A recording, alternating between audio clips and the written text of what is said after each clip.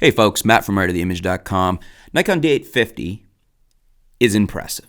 It, as I've said, probably is the best DSLR we've ever seen. It's probably the perfect DSLR. Meets or exceeds most people's needs or expectations. 98% or more of people's needs or expectations meets or exceeds them. In a lot of situations, it will exceed them. Point being here is that I touched on, in that video when I was discussing that, I touched on the ability to shoot 4K in a non-cropped mode. In other words, there's no crop shooting 4K. I'm sure there's probably settings in there that you can do various adjustments in and get a cropped situation, whether you're shooting at a lower resolution or whatnot. But Nikon's one of the only cameras out there where you're going to be able to shoot full frame 4K with a beautiful 46 megapixel sensor, but a 4K that is not cropped.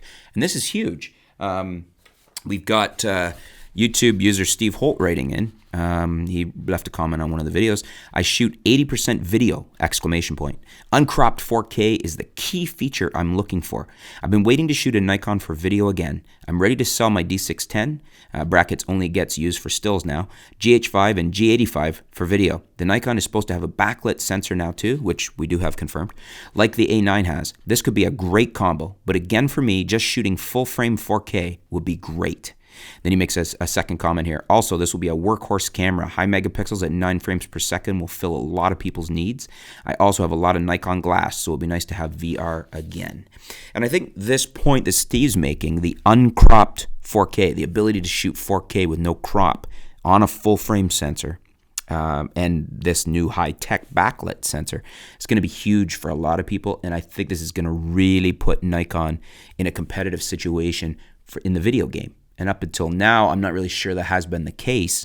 But now, especially at this price point, I believe this was $32.95. I'll put a link below. You can check it out for the pre-orders. But to be able to get this much camera for $32.95 is truly incredible. Nothing out there packs in this much of a wallop. As he said, a workhorse camera. But right there for a lot of people, with Nikon glass that were holding out, waiting to see what Nikon was going to do before possibly switching systems, I think this is going to satisfy all but the smallest percentage of people's needs. Most people are going to be thrilled with this. And I think this thing's going to sell like crazy. And this feature Steve's talking about, uncropped 4K, I think is going to be a big one for a lot of people, because there's a lot more people today shooting video. And now you can buy something like this D850, and not only will it be a stellar video camera for you, it'll also be a class-leading photo camera. So you don't need two cameras. You don't need to straddle two systems. You can buy, a pair of these would keep you in business for years to come now, shooting video and photography. This is a powerhouse. This is a workhorse camera.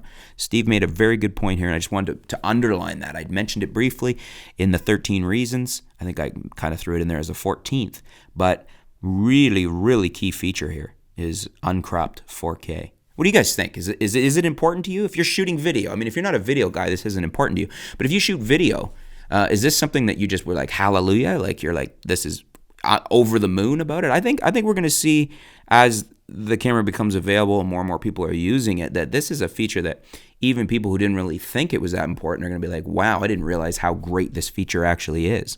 But let me know in the comments below, how important is it to you? How revolutionary do you think this is? How much of a key selling point do you think this is? Let me know below in the comments. Let's discuss it. If you disagree, let us know why. And thanks for your comments, Steve. Stay tuned. We'll be back soon here at artoftheimage.com. Thanks.